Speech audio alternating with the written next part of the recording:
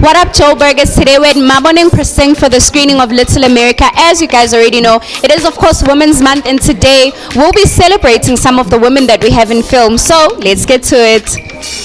So basically, what inspired today's docu is a frustration with the South African music industry and where it is at the moment. I feel like the South African popular music, which is mainly hip-hop gimmicks, American music, and that's all we're fed on the radio, it's all we're fed on TV. If it's not actual American hip-hop, it's South African hip-hop that sounds American. Can't really tell the difference. So I basically just wanted to start that conversation. And I myself am a musician as well. I'm part of a music duo. We call ourselves Daki Fiction.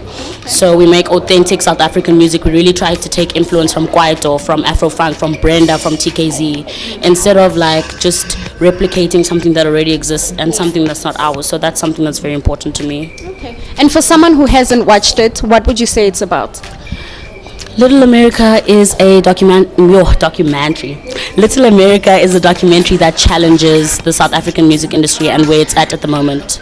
It raises a question. It's not a documentary that's pointing any fingers, but it's rather a conversation starter. So it's not saying it's your fault. It's rather just like bringing attention to the topic and hoping that people will continue the conversation, basically. Tell me about the title, Little America. Where does it come from?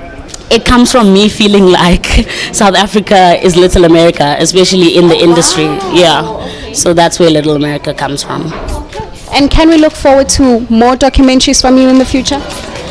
I never want to say never, but I'm more a fiction filmmaker. I make stories, not really representing like real stories, because it's a lot of pressure to make a documentary because you have to get the facts right, and you know you have to represent something that's true and that exists. With fiction, you just make up your own stuff. So I'm not going to say never, but I'm going to take a break for a little while and focus on fiction. So the documentary was brought to you by Trace in association with the Gauteng Film Commission.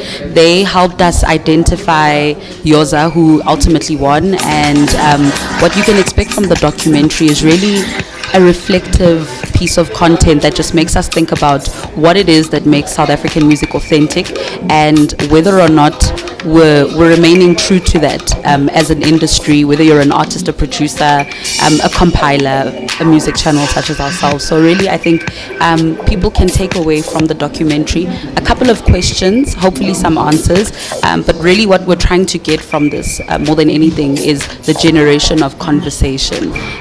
So we hope that that's exactly what happens. It is, of course, Women's Day tomorrow. The question for today is, we are celebrating women in film. If you had to be another woman, who would you be? Oprah Winfrey. It has, okay. But she does film, so, South African. South African. In film? Yeah.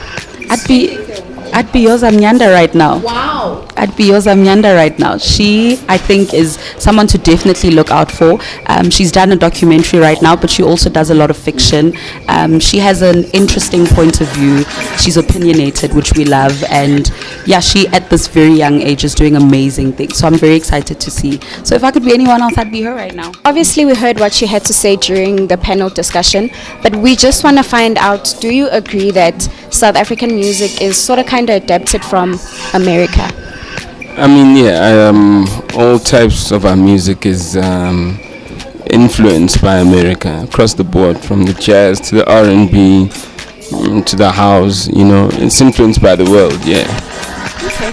So we've been asking everyone today, ukuthi mangavuka kusasa and you had to choose, I guess, ukuthi ungaba imuphi umuntu wesifazane, who would you be? South African. I would be. Oh damn! Sorry, I thought of the wrong name. I'd be maybe a Connie Ferguson, or maybe Pamela Nomvete, maybe. Oh yeah. Okay. Why Connie and Pamela? Well, Connie because she's legendary in the game without a doubt. Pamela because I think she's probably one of the best actors in this country that we've seen from Generations to Locked Up. So she's good at what she does.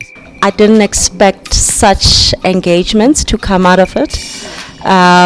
You actually get to learn that there's two different worlds, the pre-94s and the post-94s, and the dynamics and challenges that everybody's facing. And you realize that at the end of the day, everybody's just trying to tell a story, Everybody's trying to tell a story in their own way.